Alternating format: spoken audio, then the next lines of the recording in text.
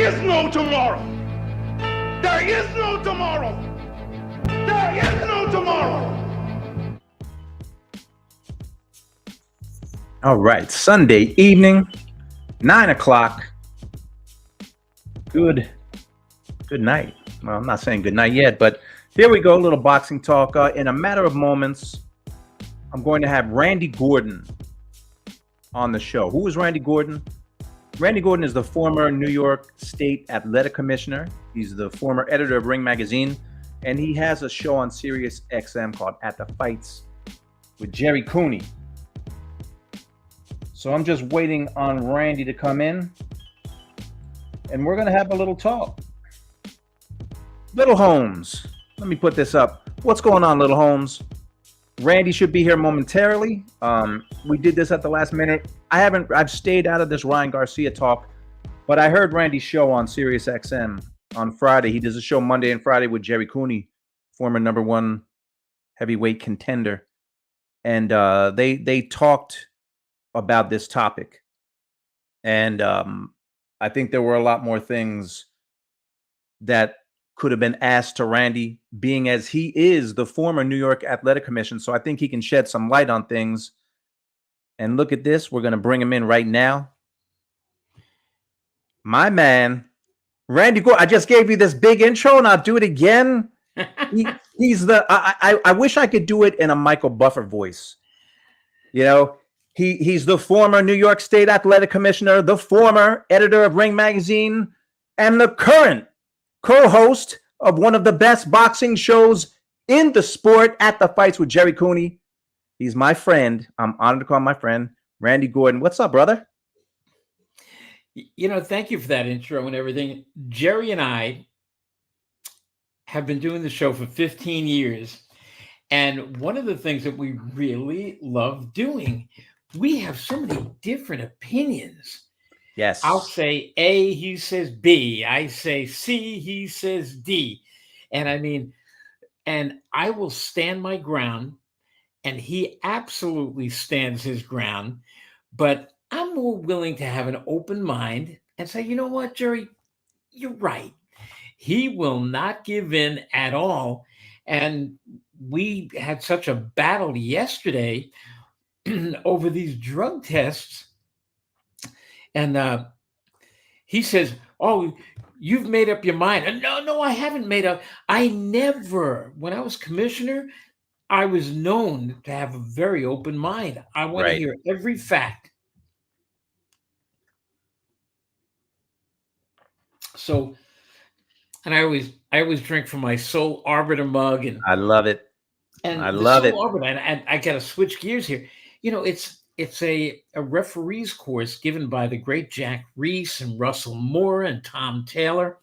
And I think every ref should be a part of it because, look, the guys that I just named are top referees. And when you actually are a referee, you should be getting more and more training on what to do and what not to do. And the guys who do take it, I think they all become better referees from taking the course. Absolutely. Well, Randy, I wanted you to come on, and I appreciate you doing this. It's kind of last minute, but I was listening to the show with you and Jerry, and I have some different opinions from Jerry. We're talking about Ryan Garcia, which I really haven't talked much about, but you're really the person to talk to because you were the commissioner. You were the New York Athletic Commissioner. Now there is no commissioner. I know it's a complicated situation. And honestly, the way I look at it now, and no disrespect to Jerry Cooney, but as of right now, Ryan Garcia is guilty. He has to prove himself innocent. But there's a whole debacle now with the New York Athletic Commission because there's no commissioner. So what can they do? Is Ryan Garcia suspended now? What's to stop him from fighting in a month if he wanted to? What's happening with the New York Athletic Commission? Well, as we know right now, the executive director of the New York State Athletic Commission, Kim Sumbler, she's no longer there. I can't tell you, I don't know what got her out of her 8-year position, whether she stepped down, whether she saw the handwriting on the wall, whether she heard talk, whether Governor Hochul, because you come on these positions through the governor. I don't know what made her leave, but see, I don't think she was doing a tremendous job. Right. And I don't mind saying that. Mm-hmm. And, I would debate her on that issue.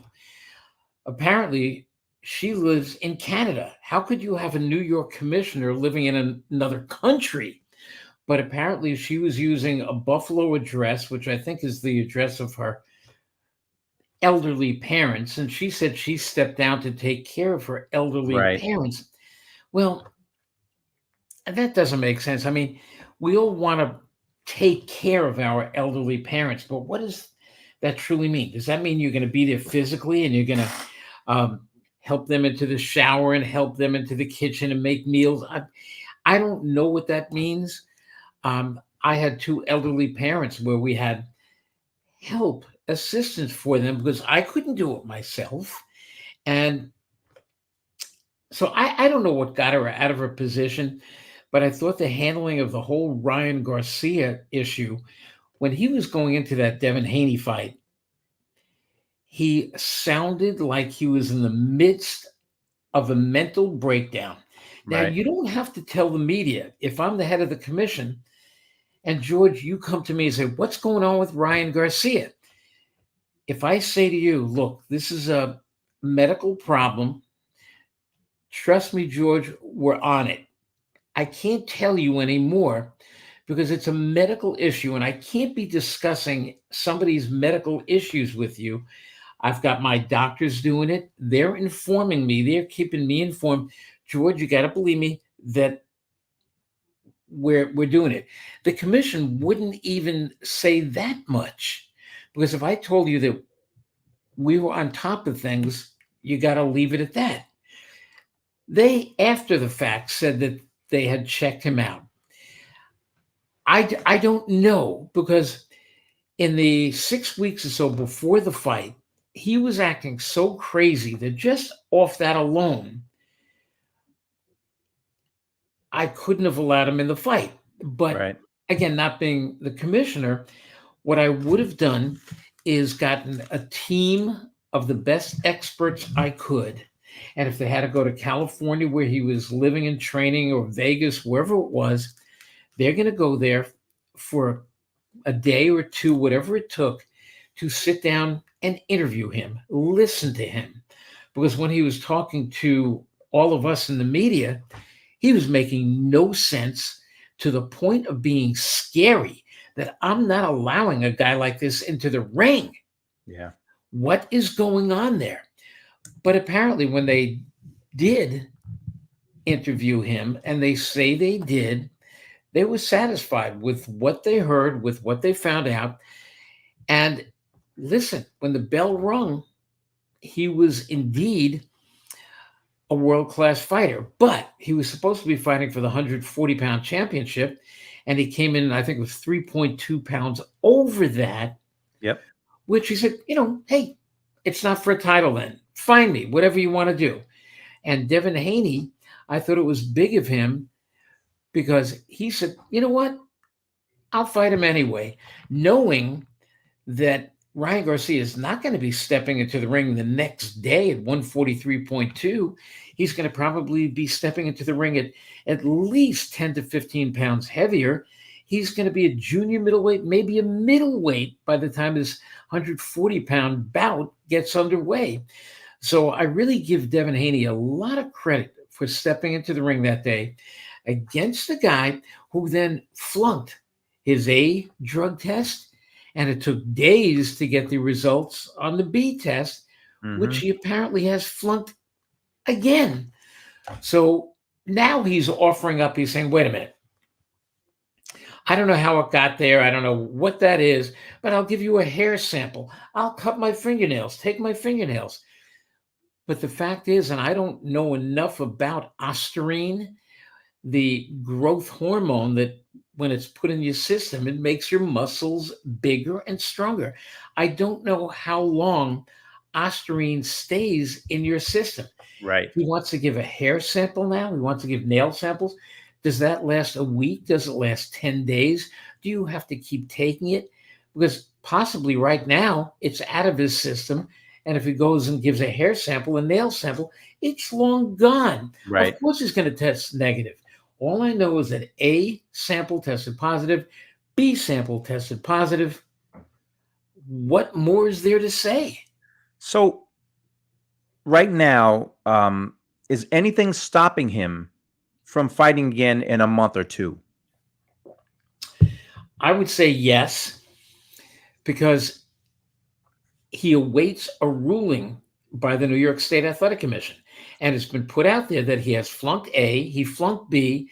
I would say that if he goes to, let me use New Jersey, he goes across the lines, he's going to fight New Jersey. Commissioner Larry Hazard would say, you flunked A and B in New York.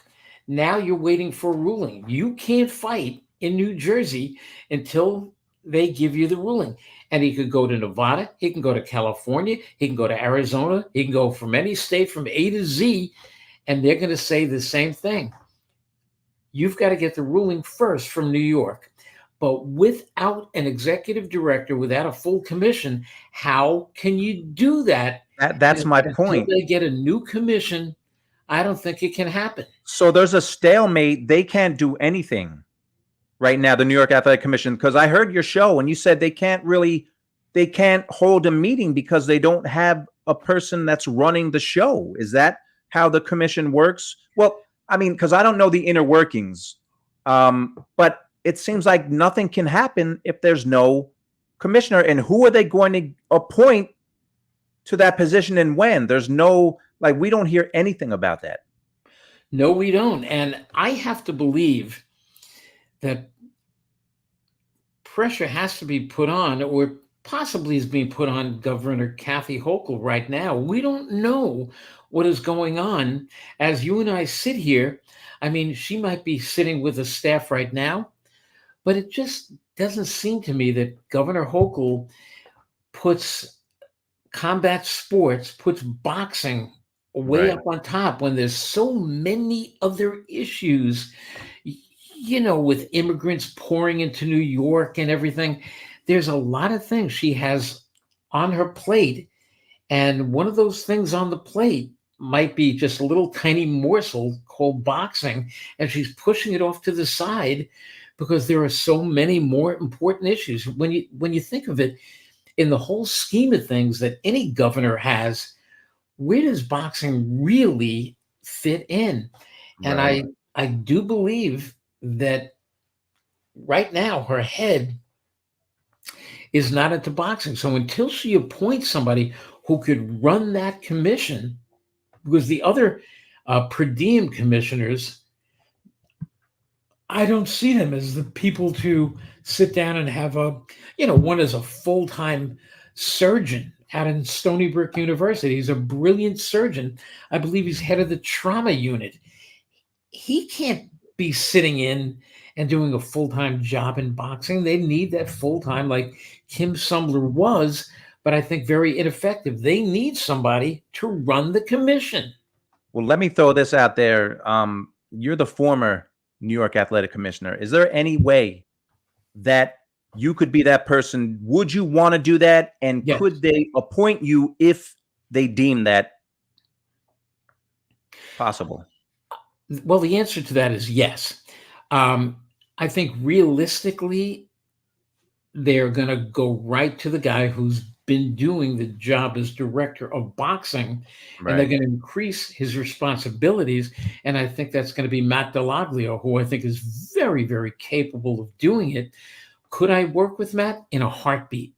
Whether, he can answer the same way, or could you work with Randy? I know that I could work with Matt. And my first order of business would be, if I got a call tonight, I would be ready to start on Tuesday, the day after Memorial Day. I would be in that office sitting there saying, okay, let's have a staff meeting. Let's get this thing underway. And I would, as soon as possible, first order of business is to take care of what has to be heard. And I'm keeping an open mind on this Ryan Garcia situation. I would ask experts in PEDs and so forth. Can we take a hair sample? Can we take nail samples? I want him to prove that he was not on Ostarine, which is a banned substance. If there is no other way he can prove it, then he has to be found guilty because of A and B negative. And then we have to make a decision. Does he get banned? If he does get banned, how long is he banned for? A year? 2 years? More? Look, New York did it to Big Baby Miller, and they've done it Right. to other guys. What happens to Ryan Garcia? Then we're hearing stories that Ryan Garcia, well, I don't care what New York says. I'm going to start my own league. George, would you tell me what that means? Exactly. It means nothing.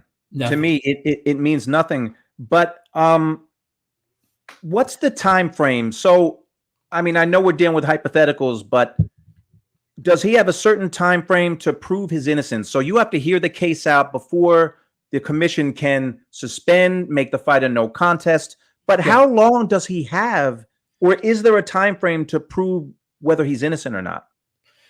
Well, back in the day when I had the commission, we would give a guy a certain amount of days. You have 60 days to, you got to get your attorneys together and your paperwork together and everything else. So you'd have a certain time frame. But I don't know over the years whether the New York State Athletic Commission has changed that time period. Is it a little bit more? Is it 30 days? Is it less? I don't know. But now, again, without a full commission in place, where do we go? And of course, one of my arguments yesterday was with Jerry. He said, well, you don't need the commission. Go to the Nevada commission. Let them do it. And Jerry, you can't just take another commission randomly. Right. Why don't you take the New Orleans, the Louisiana commission, or the Arizona commission, or the Massachusetts? Why pick one over the other? You can't. You got to stay within the boundaries of where this happened. And it happened in the Empire State in New York. And they've got to be the ones to make the ruling, not any other commission in the country. So nothing can happen until there's an actual commissioner, and then they'll listen to everything. And they'll give him a certain amount of time, you think, whether it's 30 days, 60 days, 90 days, they'll give him time to prove his case, right? Here's what I would do. If I was sitting there, it's Tuesday morning, I get a call tonight from Governor Hochul. We want you to be the new executive director, chairman, whatever they want to call it, Wizard of Oz or something like that. You're the new person in New York. Okay, I'm going to be in on Tuesday morning, and I'm going to be there, and I'm going to meet with Matt Delaglio, the director of boxing, and I'm going to sit down. I'm going to contact the other commissioners and who are the per diem commissioners. I'm the new full-time commissioner, let's say. I'm going to contact everybody. I say, ladies, gentlemen, here's the story. We have to make a ruling, a vote. And you guys, we're going to come in. We're going to have a hearing. I'm going to get in touch with Ryan Garcia's legal team, whether it's one person or a team. And I'm going to say, and I'm going to find out how many days do they have to appeal this double positive A and B samples. Because if you don't appeal it, then as of now, we're making a decision. You're guilty. We're going to make a decision on what to do, whether it's no suspension, whether it's a slap on the wrist, because if it's a 3-month suspension, he's not going to be fighting for it. Right. Minimum, probably another 3, 4, which 6 isn't even months. A suspension, 3 months. Yeah. So is it a banishment? Because I basically am while I really had tolerance for this years ago, I don't anymore. Because look, when I ran the commission, and it was from 88 to 95, during those years, we really weren't dealing with PEDs. Right. We were dealing with positives of cocaine and cannabis, weed. We didn't have PEDs. We weren't testing for it. Now we are. Many of the states are testing for it. Some are not. And this ostarine is a totally banned substance where I can't imagine what his words are, what the Ryan Garcia excuses, how it got in his system. You don't walk past a bottle of ostarine and oh, what is this? And just by holding it, it goes into your system.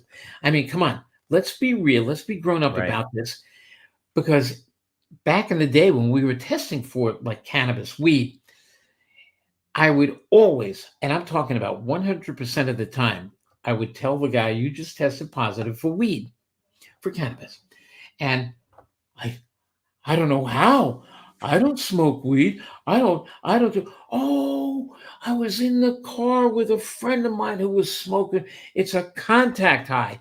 And I think you might have heard me say, look, every time I go to the Barclays Center, I guarantee you, if you were to test me afterwards and you were to test the entire media section, every one of us would test Right. positive because it's a contact high. If you've been to the Barclays Center, the place reeks of weed. Yeah. Yeah, Yep. we're going to test positive. Yeah. Well, I know obviously if he proves his innocence, then nothing happens.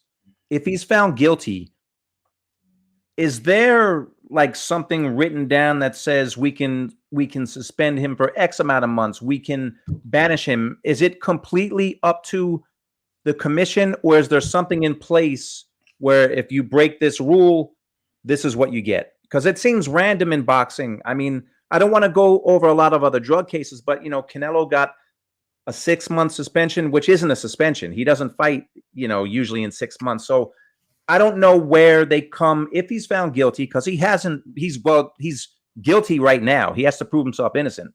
But what can he be charged with? How long can he be banned or banished from the sport? Well, again, I haven't seen the latest rule book Right. in New York. Once upon a time, and I have called the New York Commission, and basically what you get is a recording.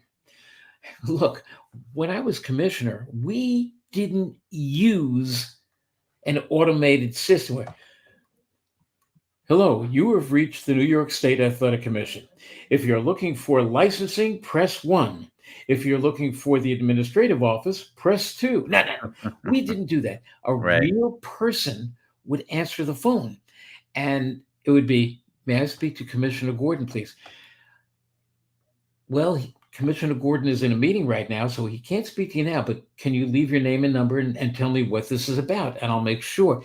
And I don't care if it was 50 people who were calling that hour, everyone would be jotted down. I would take the list. Okay, this is extremely important. This is important. This one I don't know, but we're going to get back to them. If they want to speak to me, and the question, are you a licensee? Who are you? Why do you want to speak? Well, I'm a fan and I have a question. Okay, we're going to get back to you. And what is your question that I can relay to Commissioner Gordon? That was my job. I would speak to everybody who wanted to speak to me about anything. So we would have to sit down and I'd have to say, let's take a look. Is there a precedent here? What will the suspension be for using something that's in your body that you've tested positive for, that is on the banned list? And I am going to keep an open mind here, Right. but I do want to hear from the Ryan Garcia camp, because he is once again saying crazy things, that he's going to start his own league. What? No, he can't start his own league. I mean, it sounds good and everything. He can't start his. What does that mean? He's going to now be the president of the Ryan Garcia, the RGA, the Ryan Garcia Association, where he is going to do his own ratings. Well, where's he going to fight? Where's he going to be the promoter of? Is he going to promote in New Jersey? Is he going to promote in Michigan, Arizona? Where's he going to promote? Because if you go promote in any state, you've got to get licensed and approved by that state. Right. So he can't start his own organization. They're going to say, well, first, You got to get cleared by New York. Right now, we're all looking at New York. And from what I'm hearing, the WBC is going to, they're saying, we are going to work with New York. But Mauricio Suleiman, I love you, baby, but who are you going to work with in New York when there's not a complete commission there? Right. Can they make a ruling? I'm sure Matt Delaglio can. I'm sure he can run the commission. But there are other commissioners who I really am skeptical. Can they run the commission and run a hearing the way it's supposed to be run? I don't see it. Well, the phrase is innocent till proven guilty. Right now, am I being correct in saying as of now, he's guilty and he has to prove himself innocent? Is that how it is right now? I would think so. Look, when it was originally announced that he had flunked sample A, people were saying he's guilty. Right. I was saying, hold on. Exactly. Hold on. Right. We got to take a look at the B sample. Let's see what happens with B. Unfortunately, and I don't know what kind of lab they use, why it took so long since the fight to come back positive. It took a couple of weeks since that fight. I'm thinking if sample A came back, well, why can't we get sample B tested? And I want to hear why. Why can't we speed it up? Because it's not something where they have to grow a culture and it's going to take 3 weeks, 4 weeks, 6 weeks. It's basically you take a sample and you put a little chemical on there. If it turns blue, it's negative. If it turns red, it's positive. It's that easy. Why couldn't they do it in the amount of time? Are they short-staffed? They have one person doing it? I don't know, but I do want to find out. But then B came back. It was positive. What more is there? And then when he comes out, he says, well, I'm going to give you hair. I'm going to give you nails. Eventually, he's going to be able to, what's going to be next? Toe jam? I mean, belly button lint or something? I mean, come on. How long does this stuff stay in your system? Because if he was using it, it says, according to the test that he was, how long does it stay in your system? I want to hear every explanation, but how long can this go on that he's going to keep coming back and saying, well, I'm going to give you this. I'm going to give you a little scraping from my chin. How long does it go on for? Randy, only in boxing could something like this happen where he pops dirty and then the commissioner resigns. It's almost like a bad movie. And boxing is like this a lot. And it's unfortunate. And right now, I guess you're not hearing anything about when the commission is going to right itself. No. And of course, the public's not hearing. So the fans just wait. And I heard Jerry and, Jerry I asked a few questions that Jerry didn't, because I know Jerry's a former fighter, so he's going to side with the fighters. But what he didn't understand was you were saying I would listen to everything. Yes. And you just stated that case. Randy, you should be the guy running the show there. You have my endorsement, which doesn't mean anything. I don't live in New York, but I think you should be the man running the commission. I have openly come out now and I've said, Governor Hochul, if you're going to appoint somebody, please do it. And if it's Matt Delaglio, the current director of boxing in New York, he's a good guy. He knows his stuff. He's been there. He knows the commission. He knows the workings of the commission. Appoint him, but do it soon. Yeah. This is a commission that's in existence without a captain right now. This ship needs a captain. Make it Matt Delaglio. And if it's not going to be Matt Delaglio, I'm raising my hand. I want that position. I could right that ship. I know I can. And I could work with Matt Delaglio and I could work with the rest of the commission. I know the commission. I know what I can do within that commission. I am ready to start this Tuesday. Wow. Well, There you go. We'll see what happens. A couple people had questions. We'll see if you can even answer these. But Adam Hurley says, how do you guys know if all the boxers know what's banned? Is there a lot of banned substances? Now, but it is on the boxers team to know. Isn't it on the athletes to know what's banned? Are they supplied a list? And that's a great question. But if you want to be a professional fighter, you have to know. Here's the thing. How do they know? Everything that comes in a jar, in a bottle, has ingredients. You can't put anything in your body before you know what's on there. When you take this bottle and you open it up, there's a substance in there. What are the ingredients? You can take a picture, and because you can't see it, even with super eyes, with young eyes, you can't see it. The little tiny, what I call mice type of a list of ingredients. And it might say water-based, it might say glucose. Okay, all that stuff, it's fine. But then in the continuing, there's going to be other ingredients there. And now look at this, ostarine. What is ostarine? I don't know. Look it up. Send it to the commission. Take a picture of it. Send it to the commission. But the commission knows they've got a list that goes from here outside the door and back again. They will tell, nope, this is banned, this is banned, this is banned, this is not, this is not, this is not, this is. They will let you know. Do you know, and I've talked about this over and over again, many of us, if we get a cold, a common cold, we might take nasal spray. Why? Because at night, look, you're up all day because of the cold, you're not feeling well, you're drowsy, you're going around, you're sneezing, you can't breathe, you're breathing through your mouth. It's like, but you want to at least get a good night's sleep. Right. So you take the nasal spray, whatever the name of it might be. But in these nasal sprays, they contain substances that are banned by VADA, by the New York State Athletic Commission, just about every commission out there.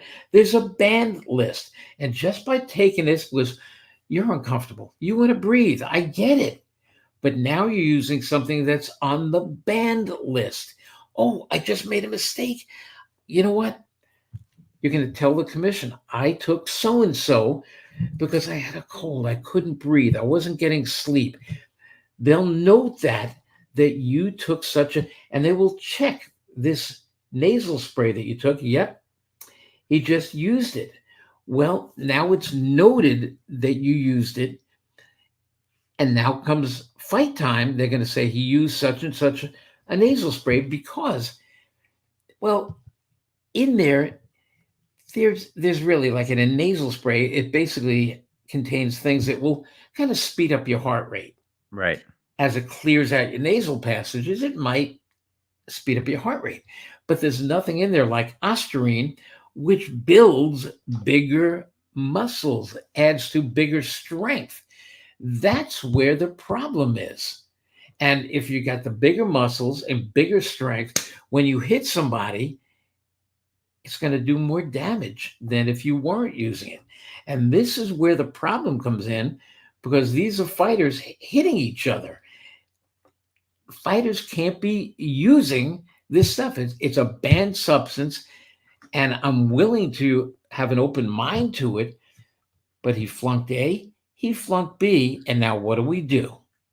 But to be clear, the boxers, the onus is on them to get that list to make sure they're not taking anything that's banned, right? Exactly. And I mean, people say, where does it come from? Well, it comes from your trainer. They go, well, my trainer gave me this bottle.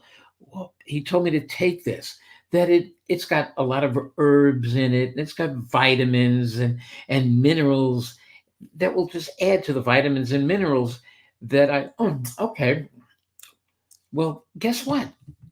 You shouldn't be doing that. You're a pro fighter. You should, that you have to train every day. You got to get to the gym every day. You know that you got to wrap your hands. You put your hands in boxing gloves. You know that. Well, why don't you know? Of course, you know that you have to know what goes into your mouth, what goes into your body. I don't want to hear that you're so naive that you don't know. Don't give me this stuff. Well, he made a mistake. Well, guess what? If I'm driving a car and I'm in another state, I always know what the rules of the road are. Can you make a right on red? I know it. I check it Right. out before I go to the. And if I'm driving from here, from New York, maybe to Illinois, I know I got to pass through Pennsylvania. I'm going to be passing through a few other states. Let me check out the rules of the road. And it's Right. very, very easy to do so. Why can't the fighters do it? They should. And if they don't, it's their fault. Well, Trey Merck, I've got his quote on here because a lot of people feel this. I want to know your opinion. He says Ryan Garcia is getting ostracized right now. A lot of people feel like it's a witch hunt. That's a lot of people feel like that, Randy. What?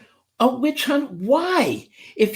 I agree. If he takes the test, the blood test, the urine test, and everything, and he flunks, you give samples, and they're closed samples, and they're locked tight, and then they're opened in the lab, and he tests positive for A, and he tests positive for B. Where is that ostracizing somebody? I don't think so. This is how it's done. Why are we ostracizing him? I want to hear. Ryan, tell me. You tested positive for A. You tested positive for B. Tell me why you say that you're negative, not positive, that it wasn't in your system. Then where did it come from? Did it come from the pillow that you slept on? Was the lady that you were sleeping with, is it in her perfume? I mean, would you please tell me how it got into your system? I want to know. Well, I think that once this gets straightened out with the commission, Ryan Garcia can afford a team of lawyers, a team of doctors that know their stuff. So he's going to have every opportunity to prove his innocence. Yeah. But right now, we just don't know because that's what he has to do. At the moment, he's guilty. He has to prove he's innocent. He's got the means to attempt to do it. But the commission just has to have a commission. They have to have, like you said, a captain that's running the show. Of course. You know, when I was commissioner, we had 3 commissioners. One was the chairman, the full-timer. That was me. And we had 2 part-time per diem commissioners. They would show up at the fights. They would get paid to go to the fights. They would get paid if we had a commission hearing. Then we would take a vote. And let's say Commissioner 1 said, okay, we're going to take a vote. Yes or no? Commissioner 1 says yes. Commissioner 2 says no. Now it's up to me to cast the third and final vote. Now A might say yes, B might say yes. I still might say no, but I'm overruled by the other 2. But if it's 1-1, they're going to come to me for that tie-breaking vote, and I am going to cast my vote. And I am going to be the one who I really am going to make my case. And I am fortunate because in all the years that I was commissioner, whenever I did make that case, I was always there on the long, even if it was a split decision. One might say yes, one might say no, and I'm going the other way. I'm going one way or the other. So if I say yes, another one said yes, it's yes. If it's no, then it's no. But I'm casting that third vote.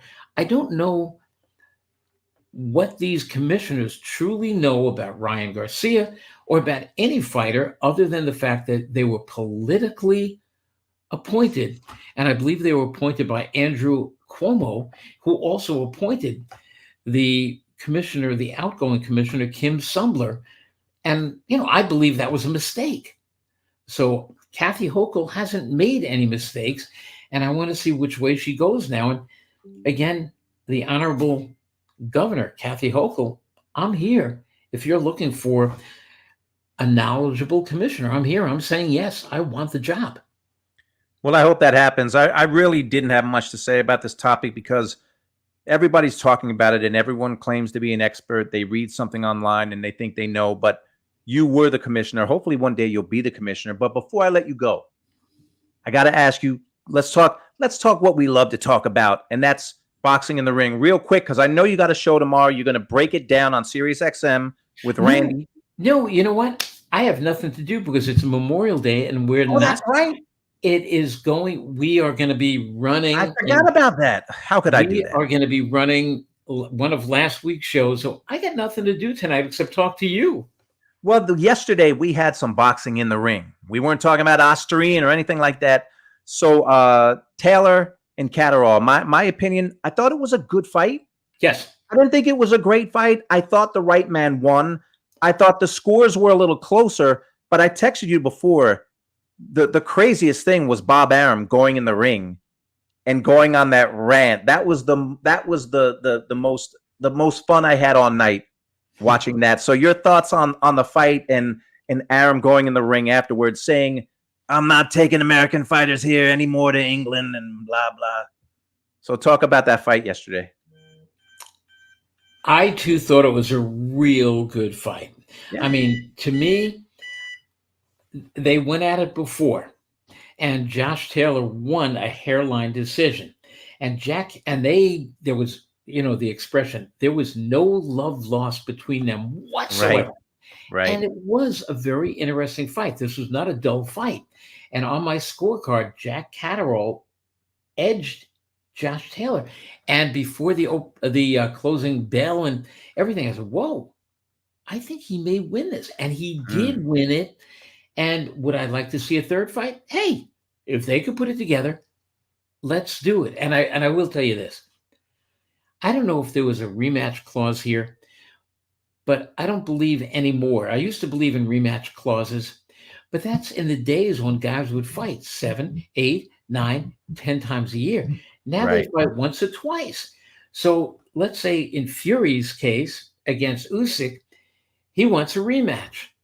Well, look what that does to the rest of the heavyweight division. They are all sitting there waiting for a rematch with their foot on the brake. Do they deserve this? No, they don't. Look, Zhilei Zhang has been busy. He's going to be fighting Deontay Wilder. He's taking on a top guy. I think that the winner of that fight should be fighting somebody like, let's say, a pretty busy Anthony Joshua. Right. But Usyk, look what he has done. He's beaten Anthony Joshua twice. He got off the floor against Daniel Dubois to win the fight, to come back and stop him.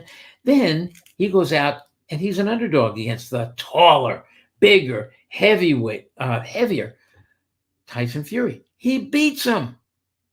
Why does he have to fight him again?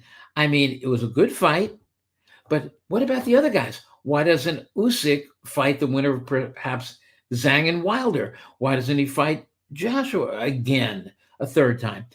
Other guys should be getting into the fray here. And yes, Daniel Dubois is going to be fighting undefeated Felipe Edgovic. Oh my God, I think that's going to be a terrific fight. Let these fights happen, because guys don't fight more than once or twice a year anymore. You know what? I want to segue because you brought up Usyk and Fury.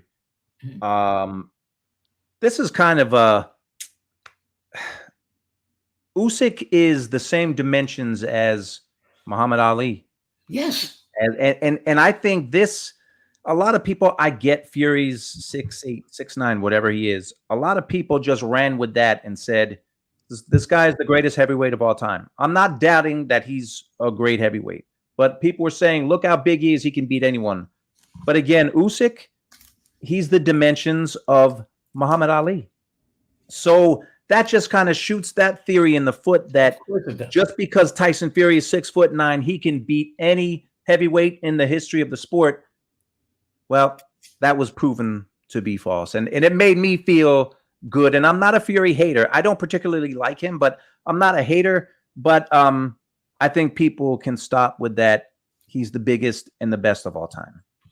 Big is not necessarily better in Right. boxing anyway, or maybe anywhere. Big is not better.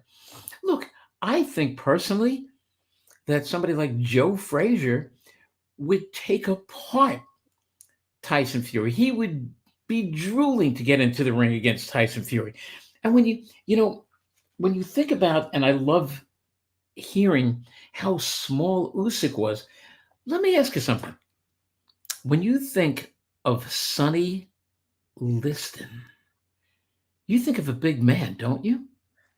And in reality, I'll let you say the reality. Well, when you think of, I'll say Evander Holyfield. Oh, Holyfield was a little heavyweight. He's small. Well, guess what? When you think of Sonny Liston, you think of a heavyweight who was 15 feet tall, A 400 pounds. giant. Yep. He was about 6'1.5". He was Yep. basically the size of little Evander Holyfield, Right. but he was lethal with his punches. Hey, I'd love to see Sonny Liston against Evander Holyfield.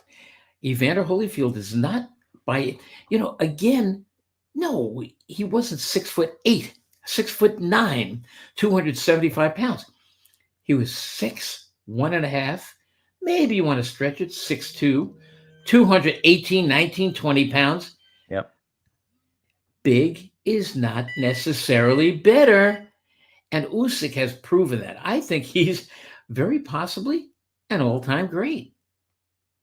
We'll see. I mean, look at what he's done. Yes. Undisputed cruiserweight, undisputed heavyweight, and he's probably not done. Christian and Billy, he's like the all action guy at 168. He's a guy.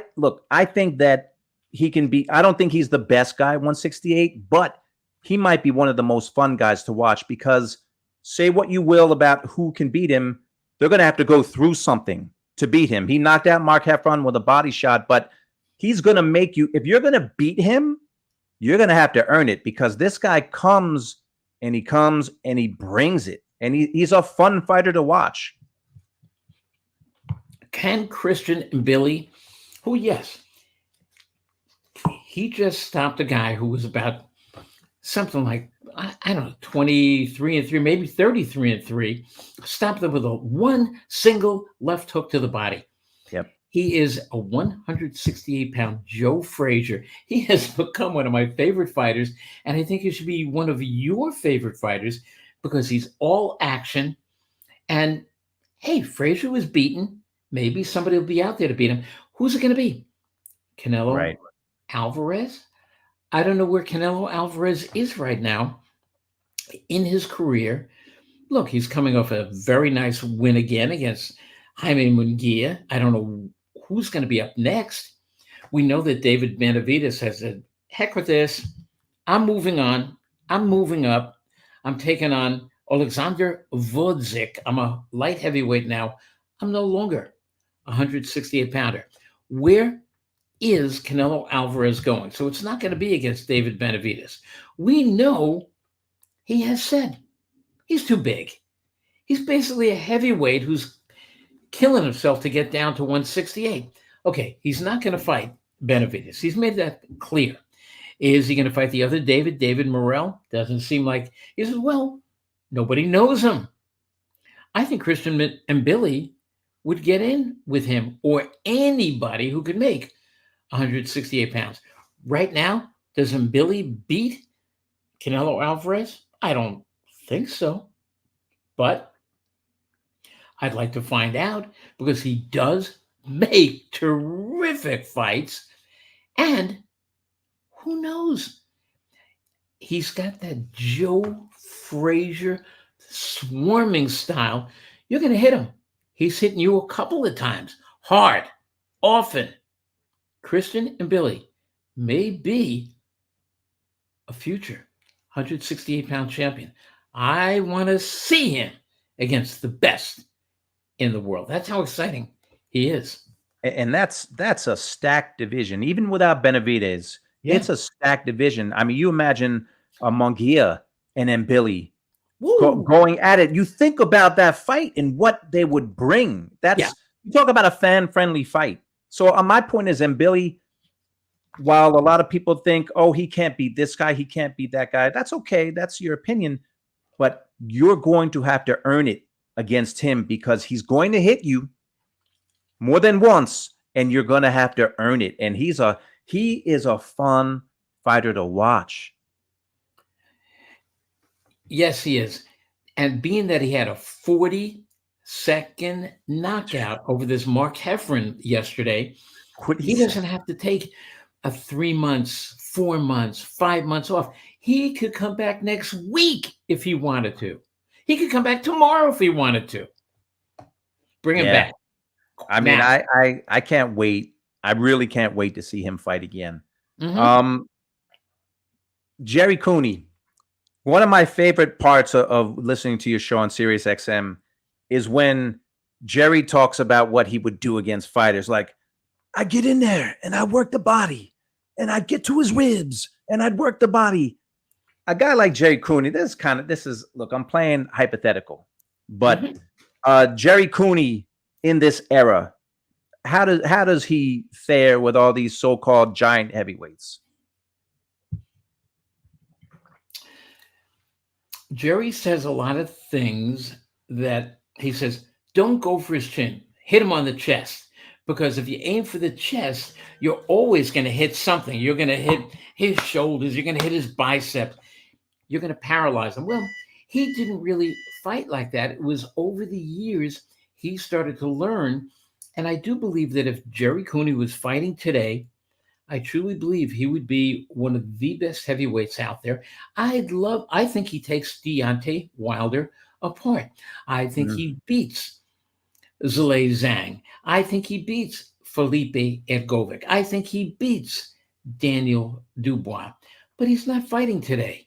Right. His left hand is murderous. And many times it's so funny. If we're in studio together or we're sitting at ringside together and he's sitting on my right, if he's sitting on my right, that means his left hand is over here. And I'll say something funny. Somebody around us will say something funny, and he gives me a tap. Let me ask you, George, have you ever gone bowling? Sure have. Okay. Sometimes when we go to get the ball that we're using, and it's coming up the ball retrieval, and it comes shooting out, it goes around this, the holder where it comes out of the ramp and it goes around, and you accidentally have your hand on one ball, and now here comes your ball, and you're not paying it. Bang! Your hand just got slammed. Well, oh man, that's bringing back bad memories. Yeah. When Jerry is sitting here, and he gives you a little bang. Hey, that's funny. He taps you, and it feels like your hand is in the ball retriever. You get crushed. That's how hard he hits. And Randy, I think he would knock most of these guys out today, if not every one of them. And I think he beats Fury. And I think he beats Usyk. Okay. Well, you know what? Usyk gives him a good fight because he's an incredibly great boxer. He is great. So I've only met Jerry once. It was a couple years ago. I interviewed him for a show, and he did give me a little tap. You know, we were getting him set up, and he just kind of gave me a little jab to my shoulder, and I moved back around 2 feet. He didn't. I'm not even going to say he hit me. It was like a playful push. Yeah, and I moved back about 2 feet, and I said, "Wow." I mean, I didn't even want to think about really getting hit by him, but I love the show that you guys do. My last question on Fury and Usyk. It seems like they're going to have a rematch. Can Fury fight any better than he did? Can Usyk fight better than he did? What do you think will happen in a rematch? People have said to me, well, Randy, Fury was play acting. He held onto the ropes and he did this and he did that. And he allowed Usyk to win some rounds. Well, guess what? If he didn't do that and he was throwing shots back, Usyk can counterpunch. He did counterpunch. He punches a lot. He punches accurately. He is a terrific world-class fighter. And I think that if Fury didn't play around, Usyk would have found a way to beat him in the rounds that he fought more. You know what? Usyk won the first fight. Usyk will win the second fight. I'm not crazy about seeing a rematch because Usyk, I think, is going to win the rematch. Did you and Jerry have any kind of a bet? Because I remember back, I think it was when Usyk and Fury fought the first time. You and Jerry had a bet. You and tell me if I'm wrong, but I think you had Usyk and Jerry had the big man. He had Joshua. Yeah. You had some kind of a bet where you were eating some kind of a Filipino. I'll let you describe it, but talk about that bet. And yes, have you had any bets like that recently? You didn't have a bet on this fight, right? We had a bet on another fight. I don't even remember what fight it was, where the loser was going to get a tattoo. I remember Jerry that. Yeah. lost, and so did my producer, Andre the Giant. He lost. They each got tattoos. So, you know what? And then there was the balut bet. Balut is an unfertilized duck egg. You kind of crack open the top, and then there's the soup inside. You dump it out, or you crack off the top of the egg. Open your mouth, dump it in your mouth. And in there is a little tiny unfertilized duck. You can see the little unfertilized meat. You drink it, you swallow it. Jerry ate 2 of them in losing a bet to me. You know what? It's a Filipino delicacy. Check it out online. Balut. You may look at it and say, whoa, I'm not eating that. You take it, dump it down your throat. Hey, years before Rocky came out, I heard from old fighters that when you're training to fight, you eat raw eggs. Yeah. And just like Rocky, I used to crack 5 of them in the morning into a glass, down the hatch. Ooh. It doesn't taste, it's just, it's gone. You don't really taste it. I get it. Looks kind of gross. It might, the texture is kind of nasty. But balut is basically the same way, same thing. But there's that little tiny unfertilized, it's this big.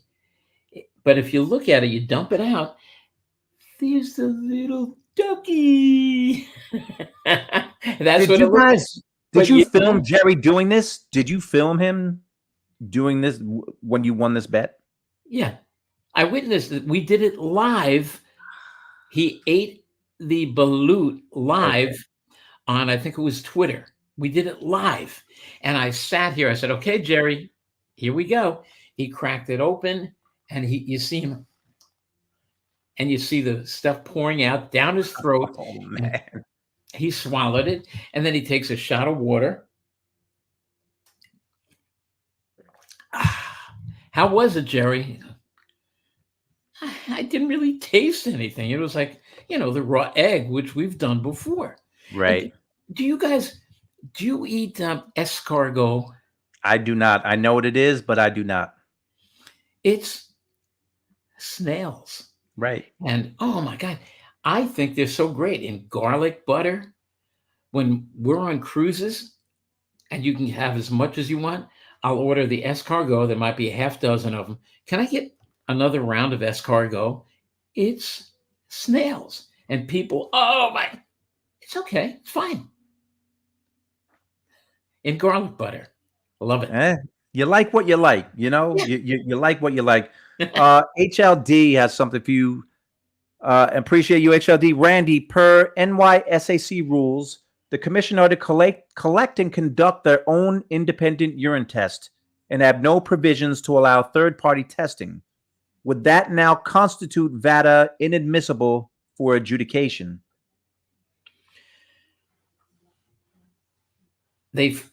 Ryan Garcia flunked in New York.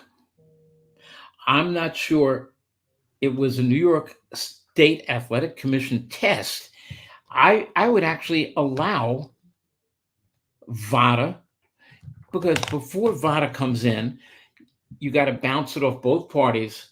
Okay, fighter A, do you mind if we do the test, but also have and give the results, or have somebody like VADA do the testing? Would you mind?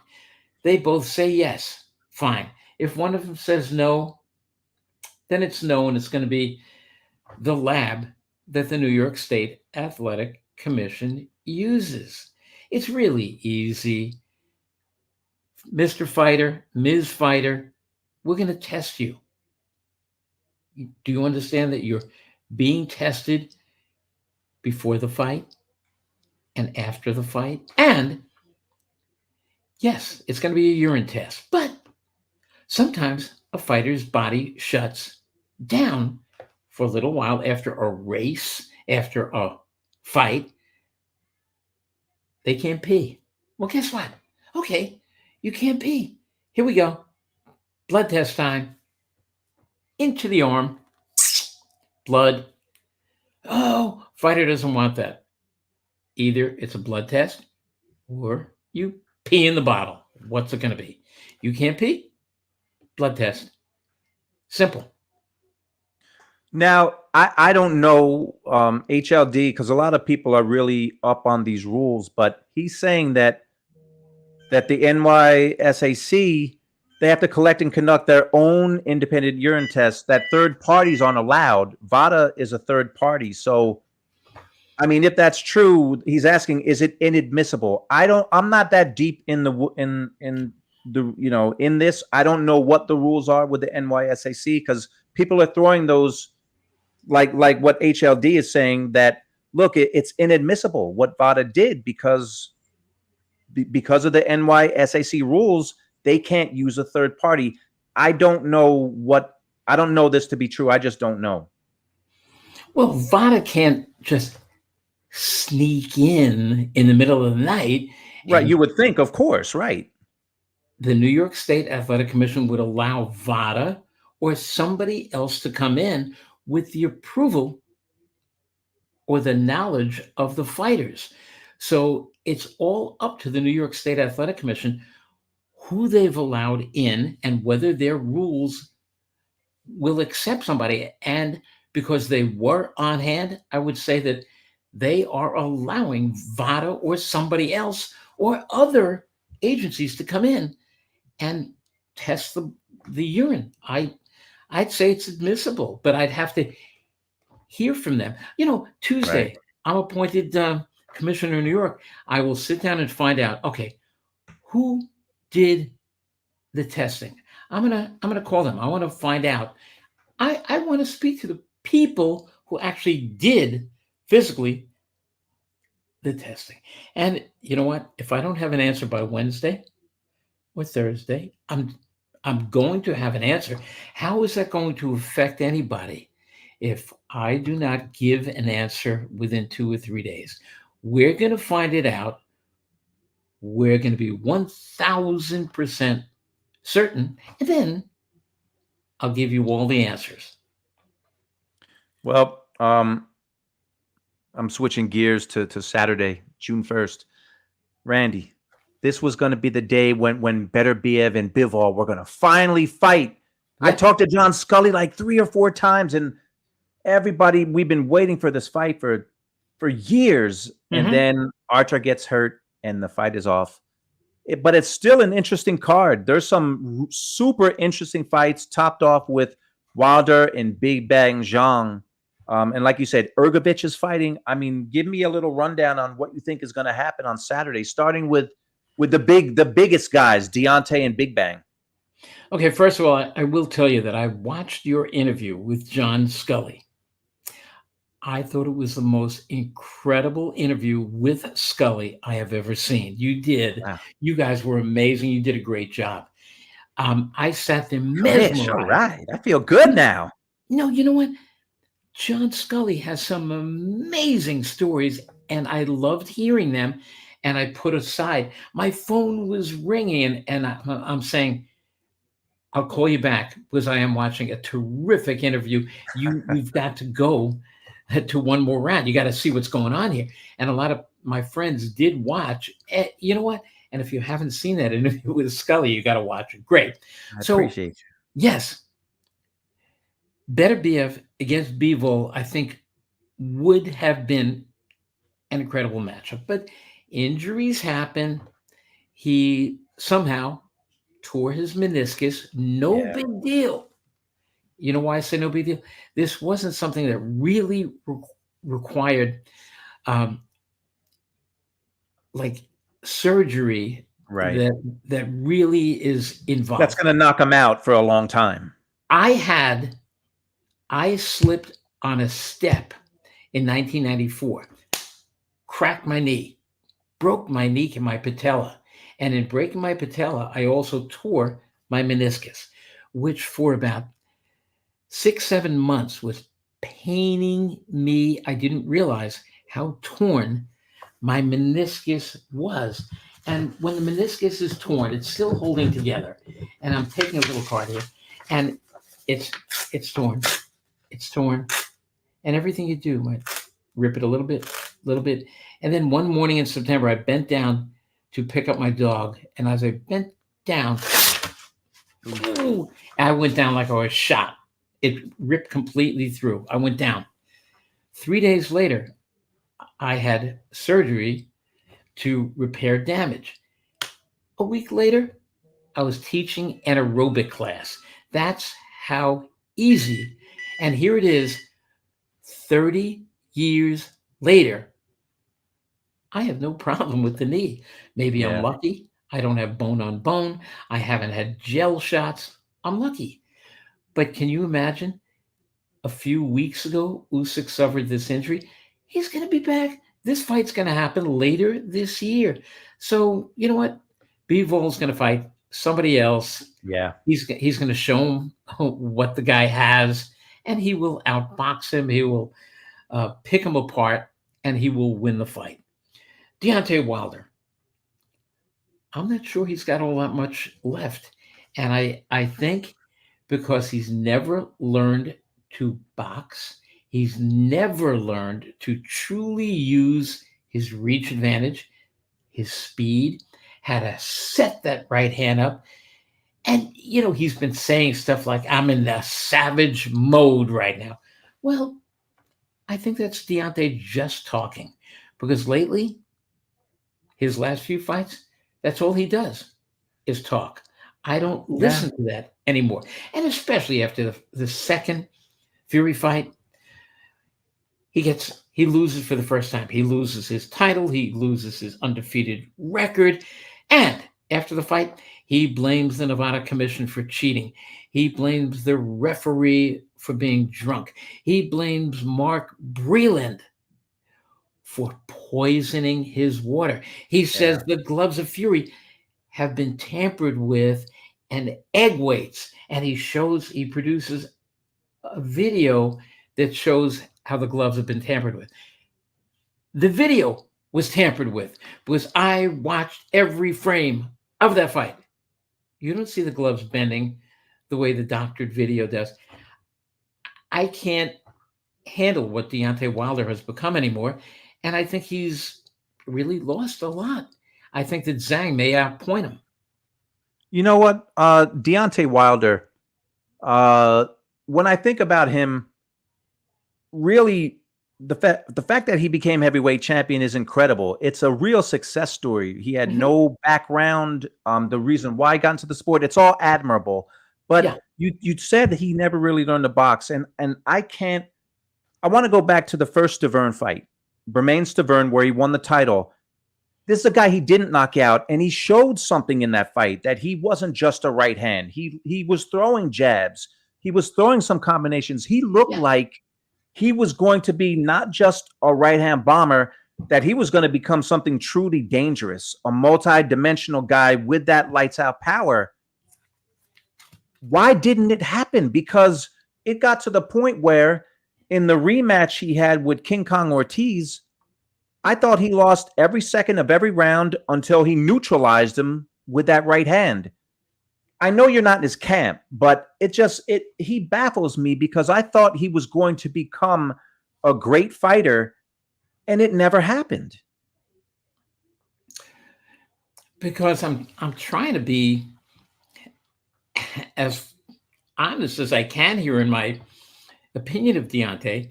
He is tall. He's 6'7". That's in his favor. He's got the reach advantage over most guys. That's in his favor. He's extremely quick.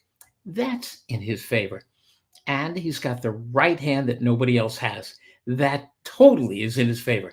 But on the other side, while he does have this long jab, he hasn't learned how to use it. He never listened to Breland. And Breland told me that he's a very difficult guy to train because he doesn't listen. He does what he wants to do. He didn't learn truly how to hook off that jab, how to set the jab up, down, up, change speeds on it, then whip it in there, change up on it. You know, a fastball pitcher doesn't just throw fastballs down the middle. They set things up, and then maybe they throw the fastball when you're least expecting it. Or, you know what? You don't think the fastball comes, bang, here comes the fastball. Then you think the fastball is coming, and guess what? They move it outside with a breaking ball. Strike 3. Well, Deontay never learned how to do that. It was jab, paw, right hand. And when he couldn't do that, when he didn't do that against Joseph Parker and against Fury, he had all kind of problems. Deontay Wilder never developed into the fighter he could have been. And it's too late. He's in his late 30s. You don't develop in your late 30s. And Zhilei Zhang, he's big too, but he knows how to fight. And that's why I see him beating Deontay Wilder. Not that he's that Zhang is a great boxer, but he's better at boxing than Wilder is. That's why I think that Zhang is going to beat him. And it's going to be a very interesting fight just to see, because should Wilder look like he looked against Joseph Parker, it is over. Plain and simple, over. He looked terrible against Parker. He looked like he didn't want to fight. He looked passive, which blew my mind, that he looked passive in that fight. And he says all the things now, you know, oh, I've got my hunger back. Just on recent form, it's hard to pick him to win. Yeah. I mean, after that Joseph Parker fight, where Joseph Parker really looked like a terrific fighter, Deontay Wilder said, I was jet lagged. You were jet lagged?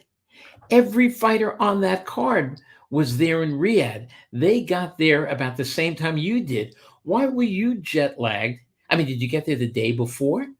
No. It was another Wilder excuse, I'm sorry to say. And he was totally outboxed by a guy who knows how to box. Totally outboxed. Shut out. He couldn't land that dynamite right hand because Joseph Parker became the bomb squad that day and defused the bomb. Yeah. Ergovich, the number one contender for the past 25 years. He's fighting Daniel Dubois. Dubois looked good against a guy who was super rusty, you know, in Big Baby Miller.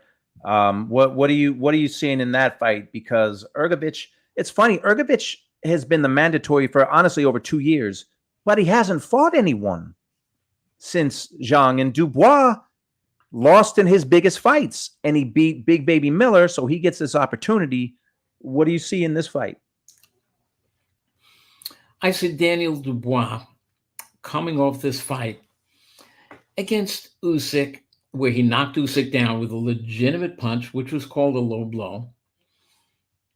He was able to recover from it, came back to stop Daniel Dubois.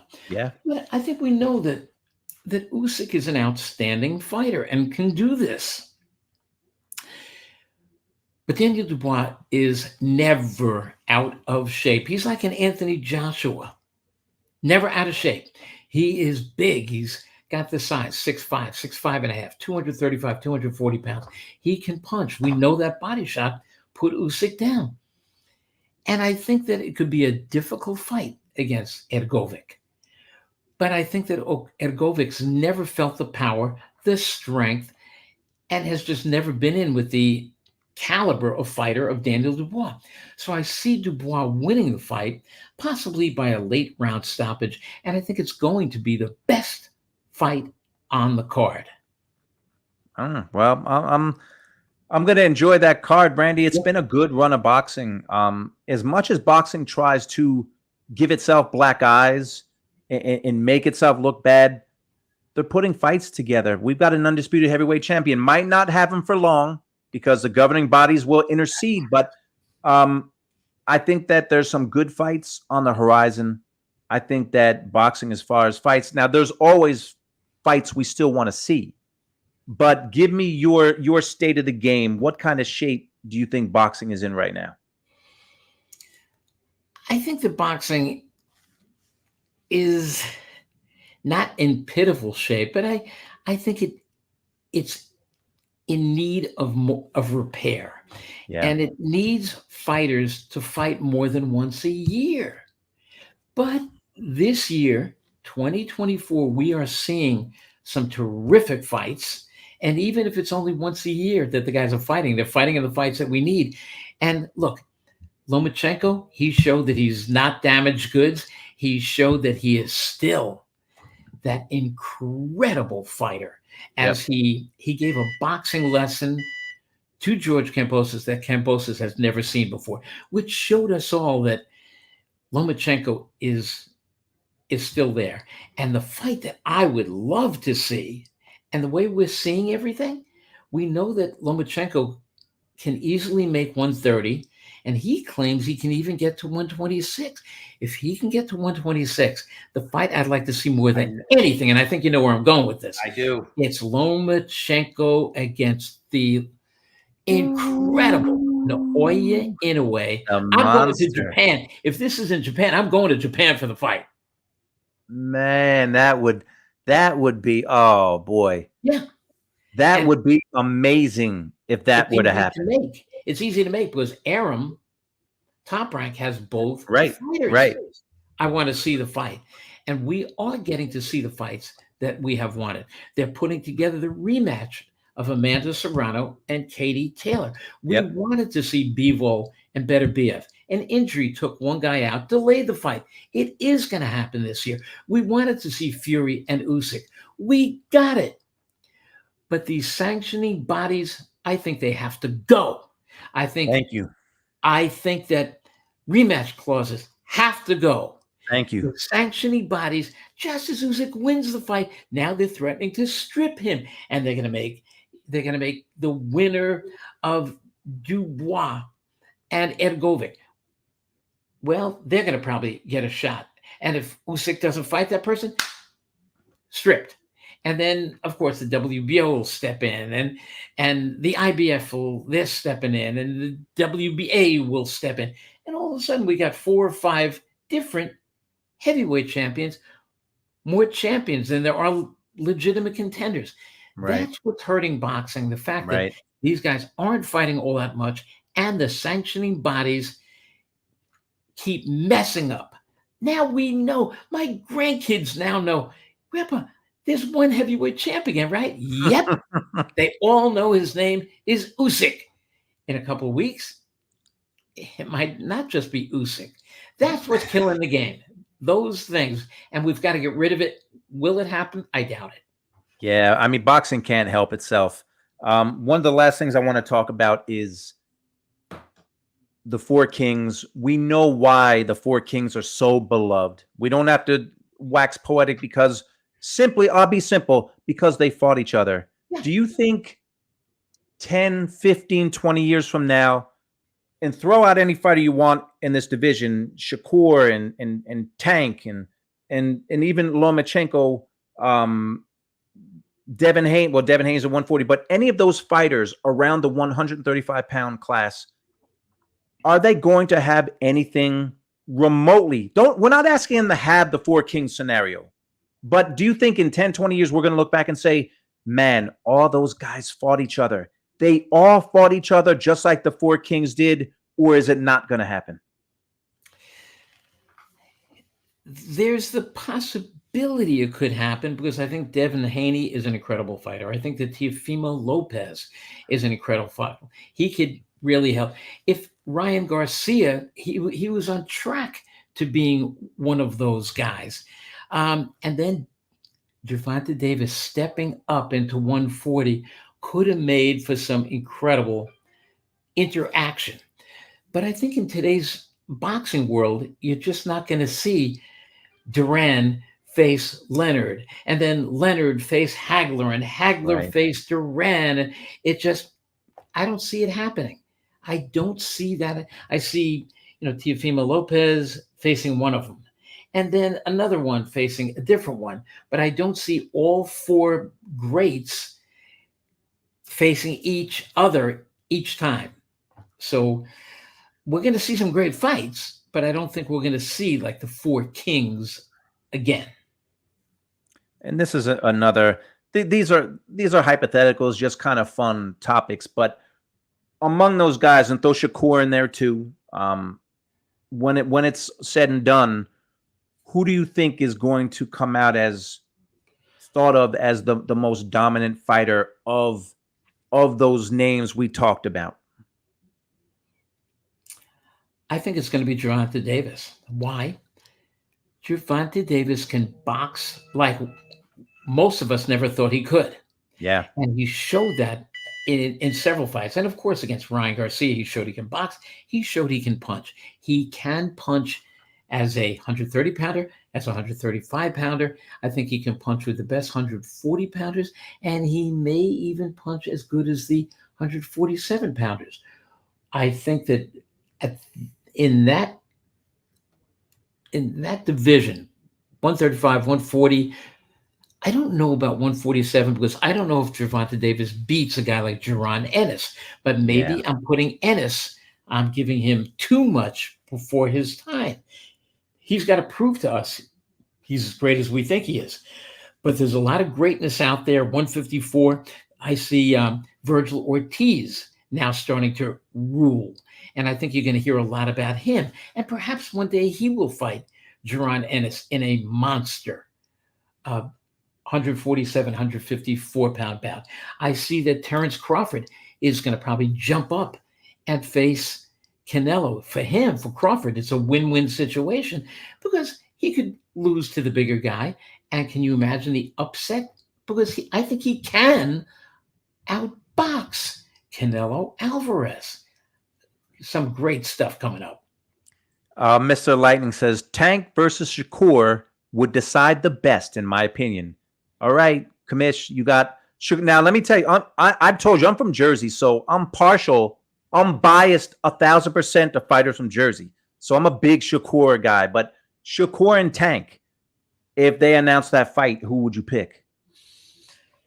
I can't conceive of Shakur beating Gervonta Davis. You might think that he's a better boxer. I don't think you realize how great a boxer Gervonta Davis is. And I think he boxes with him all the way, keeps it close. And then every time he gets close, he is going to hurt Shakur. Shakur cannot hurt him one little bit. I don't know that Shakur will even come close to even, he'll never stop Gervonta Davis. Gervonta will stop him. You said something interesting. You say things and it spurs my mind, but you talked about Boots Ennis. You said something very, very relevant and smart that a lot of people don't say. We all know he passes the eye test. He's got speed. He's got power. He seems to have everything, but he hasn't had the big tests. And people like to put fighters like that on a pedestal, which they might not belong yet. But the truth is, if you look at his record, if you pull his record up right now, it's not an impressive list of opponents. So, Boots, I think it's what you said. I think is spot on. He has to fight great fighters in order to prove greatness, right? Look, He's fighting a guy that I'm just crazy about. I love Cody Crowley. When Yeah. you meet Cody Crowley, when you get to know Cody like I know him, Jay, you just love him. And he has been through and had a broken heart with the suicide of his father. And Yeah. he's put together a suicide watch. I mean, how to prevent suicide and assist others who have been through it. Cody Crowley is amazing. Cody Crowley can box, but Cody Crowley can box this much. And I think that Jaron Ennis right now is, again, that eye candy that he might be the best. Yeah. I think you will get past Cody. And then what? Where does he go Exactly. from there? I don't know, but I think he could very well be the best. But we're waiting on Jaron Ennis to show us if he's another Terrence Crawford, if he's another Sugar Ray Leonard, if he's none of the above, and he's maybe just that average guy who impressed us with his speed on his way to a 31-0 record, whatever, and maybe can't beat the top guys. We don't know yet. What about we're talking about 147, which is one of my favorite weight classes right now. It's not strong. Like, to be honest, it's not strong. But Brian Norman, 23-year-old kid who just won Oh, the WBO yeah. interim title, soon to be probably the WBO champ if Terrence doesn't return to 147. He looks sensational in his last fight. Is he a guy that could be a star at 147? Again, we don't know that much about him Yeah, because he is unbeaten. He did look good in winning his last fight against an undefeated fighter, but we have to see him against these kind of guys more and more. I think a very interesting match is Norman against a Jaron Ennis. Man, to me, that is two undefeated, I think, guys who have all the ability for our eyes, but now against each other, what happens? See, I think Brian has fought a number of guys who had losing records to help build his record up. I right. don't know if he's as good as he really looks. Prove it to us. When Sugar Ray Leonard was coming up, he didn't fight a heck of a lot of guys who had bad records.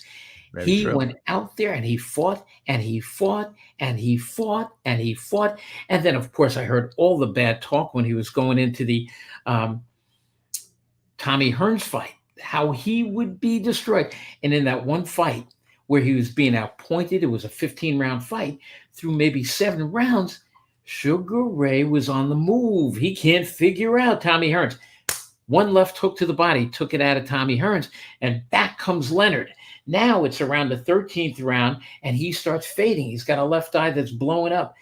In the corner, Tommy Angela. Hearns was absolutely exhausted in the heat. I Mhm. was sitting there in a tuxedo that day because I was part of the announce team, and we say this is going back and forth. Angelo Dundee in the corner says, "You're blowing it, son. You're blowing it. Look at him." And he looks across the ring. He sees Tommy Hearns sitting there with his arms draped on the ropes. Finish him. He proved what he was made of, and he proved it over and over again. Can Jaron Ennis do the same thing? We've never seen him with a puffed eye in the 120-degree heat, knowing that I'm not sure how much I got left. Look across the ring. Look what you've done to him. Finish him. We don't know. You know what? And it's so true. When a fighter overcomes adversity, that's when you see how great they are. Inoue got dropped in his last fight. And I didn't look at that as a negative because fighters get hit. You can go down the list of great fighters. Ali got dropped against Cooper. And when he fought Sonny Liston, everyone said he can't take a punch. What happened? The monster gets dropped and he comes back and dominates. Overcoming that adversity is what you're not going to knock everyone out. You're not going to outpoint everyone. Pernell Whitaker had a broken hand against Jose Luis Ramirez. He got robbed in that fight. I thought he beat Ramirez. But great fighters, we don't know they're great until they overcome something. And you're right. The guys we're talking about haven't overcome anything just yet. See, you talk about the greatness, and I keep throwing it back to he wasn't the greatest heavyweight of all time, but he was one of them. And when I saw Joe Frazier on his way into that first Ali fight, and I saw him overcome against the tough Oscar Bonavena twice. Mm, In the first fight, he gets knocked down in the first round, tears back yep. into Bonavena, drops him again. This fight's almost over. Back comes Frazier, tearing into Bonavena. And then a war ensues. Joe Frazier was a great fighter. And when he went into that fight against Ali, now we knew that Ali faced very decent guys. We know what Joe Frazier's made of. And that's why that first fight, there was never an event in maybe sports history that was that anticipated, with a war in Vietnam stopped that day. And my friend was in Vietnam. He said, you wouldn't believe it. There was like an unwritten truce that day. Nobody fired a gun because both sides wanted to see the fight.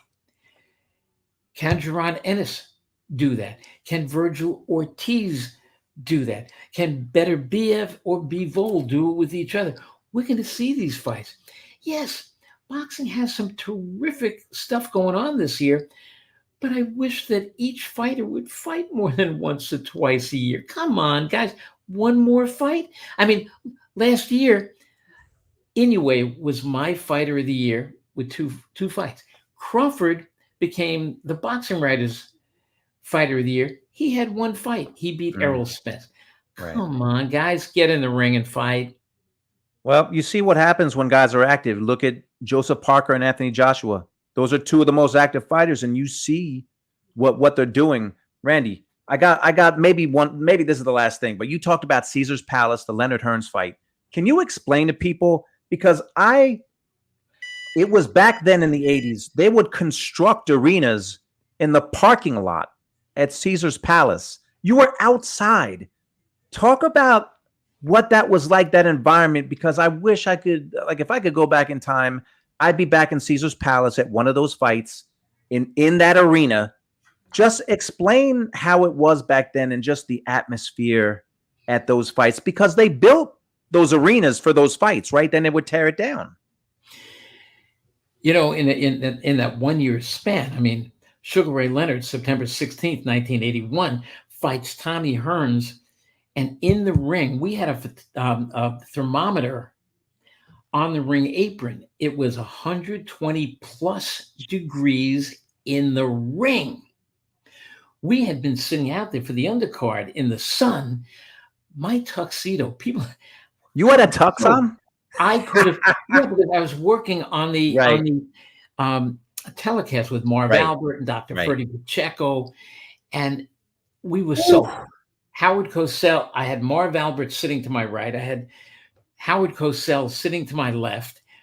We were all soaked, and nobody realized it because we still looked good in the tuxes. We were drenched, and they went out there and performed. And Jerry Cooney, same thing. When he fought Larry Holmes, maybe on that night could have been the greatest heavyweight of all time. Yeah. And what they did that night for 13 rounds is unbelievable. And what people don't realize, the pressure on them that day, Jerry Cooney got death threats. Larry Holmes got death threats. Yeah. To the point the FBI had sharpshooters positioned around the outside arena. And at one point I had my suit on. I couldn't get a bottle of water out of my pocket. It was stuck. And Bert Sugar said, "What are you doing?" I said, "I can't get this dumb bottle out." He said, "Stop doing that." He said, "There are sharpshooters around. They're going to wonder what you're pulling out of your pocket. You're going to get shot in the head." He said, "Look up at the camera stand up there." He said, "To your right." And I look in the camera stand, which is covered by a drape. Well, the cameras, you could see them up there, but then you could see these little holes cut in the drape, and you could see the guns pointing out of the drape. He said, "Look up on the roof behind you." And I turned and I looked up, and there are sharpshooters up on the roof with guys next to them with binoculars each guy had a certain area. Watch this area, watch that area, watch the grandstand. And they were watching everything, every move. And if they saw a gun coming out, it was going to bang. Because Larry Holmes had death threats, Jerry Yeah. Cooney had death threats, and they were concerned that somebody was going to pull a gun and do something that day. Guns all over the arena that night.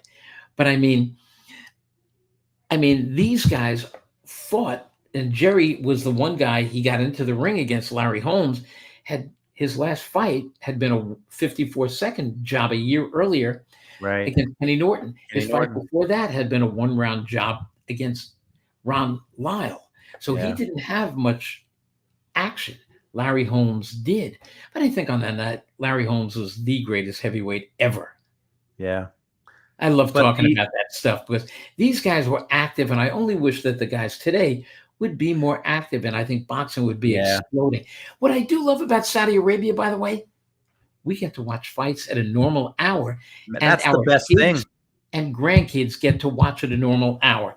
Saudi Arabia, thank you for being in a different time zone. It was like the old days, Randy, watching Fury and Usyk, at like, I don't know, 6 o'clock, whatever time they fought. It wasn't midnight. It wasn't 1 o'clock in the morning. Yeah. But one last thing on Caesar's Palace, the atmosphere in there. Like I wasn't there. I didn't even see the fight live, but like Hagler Hearns, Doc Severinsen is playing the national anthem on his trumpet. The place is packed. Like because I've been to some big fights and I felt the electricity, but what was the electricity like in Caesar's Palace in those outdoor arenas back then? For that fight and for the ones I mentioned, you could cut the air with just a scissors. The air, the atmosphere was, you could hear your heart, boom, boom, boom, boom, boom, boom, in waiting, and then the fighters are coming out, and Hagler's in the ring, and Hearns is in the ring, and here comes the opening bell. Richard Steele's in the ring, and asking the guys, you got questions, ring the bell, and they come out and they give you the greatest 3 rounds of action in middleweight history. I mean, those days were unbelievable. They were classic. Bruce Gass, my man, says, did Randy see Fan Man? Were you at that fight, Randy? You were commissioner in New York then, weren't you? No, I was not commissioned. I had just basically been out of the commission. I watched in a restaurant with a bunch of friends. And oh my God, Mark Ratner was one of my best friends, still is, and he was running the commission. And what he went through with the ear bite fight and so many other big ones like that. And then out of the sky comes Fan Man into the ring out of nowhere. And of course, they beat the crap out of him when he hit the ring post and everything, the ring ropes. And some weird stuff has happened in boxing, but unfortunately, sometimes we get more publicity from the sport, from the weird stuff, the ear bite and the Fan Man. And by the way, you do know what happened to him, right? Oh, the Fan Man. Unfortunately, he met his demise in a canyon. I think maybe it was around Vegas, but I know he did pass away. Yeah, he was strange, to say the least. And yes. Very soon after, he actually flew. He did the same thing, the same stunt at Westminster Abbey. He flew up onto the roof, and of course, he was arrested and he was expelled from England, where he could never, ever return to England again. He wouldn't be allowed to enter the country again. And then it was a short time after that, in the middle of the winter, he rented a car in Alaska, where he parked his car there and then walked a couple of miles into the wilderness, where he then threw a rope around a tree way up and hung himself. Where he hung all winter until the thaw came and a couple of hunters were out there, and they were walking out in the wilderness. They see this car way back, and they're walking in that same direction. One guy goes, "What's that?" And they saw him swinging, and his body had not decomposed because it had been there all winter in the Right. below freezing. And they then called the authorities, cut him down, and they realized it was Fan Man who took his life months earlier. A very disturbed individual, obviously. And that's how Fan Man met his end at his I own do hand. remember that. Bring it back to today. What is your favorite place to watch a fight in person? I'm still going to have to say it's Madison Square Garden. It's magic. Yeah. It's magic. It's where, Ali Frazier. It's where so many other great fights have taken place. And when I walk into that building today, when I walk into that main arena for any big fight, and I'm there and I'm just looking around at this place where, God, I was at Frazier, Jimmy Ellis, and Frazier, Buster Mathis when they opened up the place. And I mean, to me, magic is Madison Square Garden. Yeah. Always will be. Yeah. Well, Randy, we've talked almost 2 hours. I appreciate you. And it just came to me the other day. Actually, when I was listening to your show with Jerry on Friday, and I think I texted you yesterday, but when you guys were talking about Ryan, Jerry asked some questions I wish he would have. So I said, man, I gotta get the man who knows what he's talking about to talk about that. And I hope. What's the mayor of New York? What's the governor of New York's name? Governor Kathy Hochul. Kathy Hochul, please. Yes. Do the right thing. Please, Governor. Do the right thing. And Randy Gordon should be the new commissioner. I hope it happens. I love talking to you, Randy. I love texting you. I love talking to you on the phone. I love listening to your show. And for people that don't know, just tell people where they can listen to your show at the Fights with Jerry Cooney. When does it come on? Because the hours are going to change. Okay, yeah. Tomorrow, Memorial Day, we're going to be on tape. And this is Sirius XM.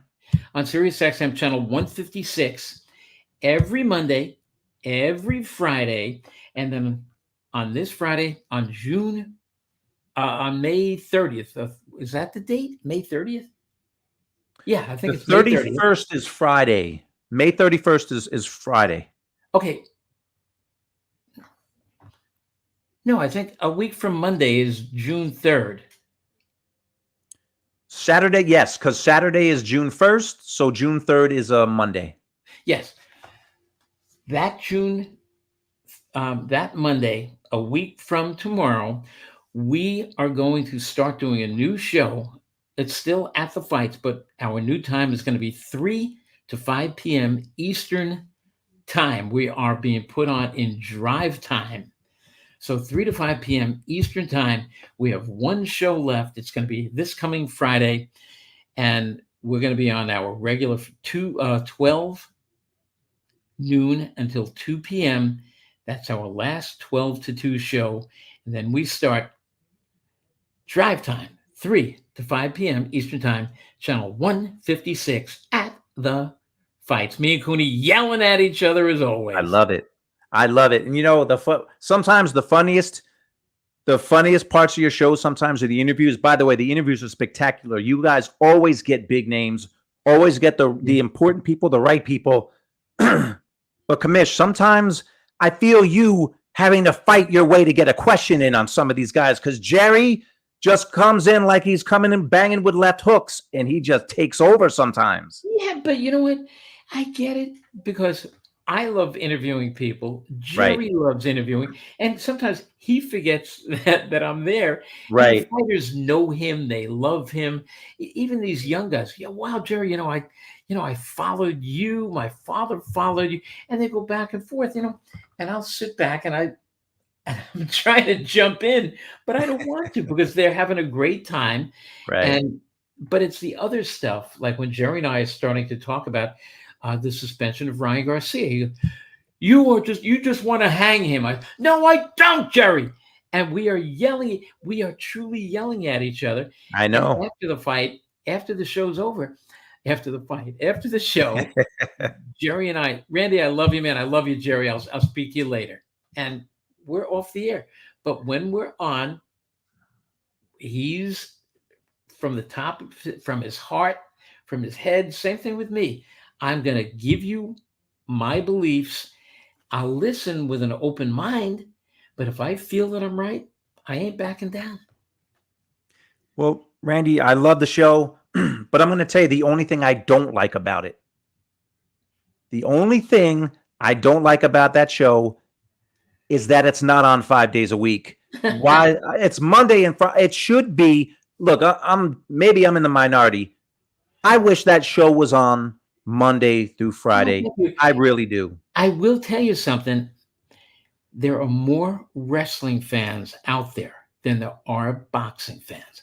And our biggest show, and I love these guys, Bully Ray and Dave LaGreca, they are on like 6 days a week.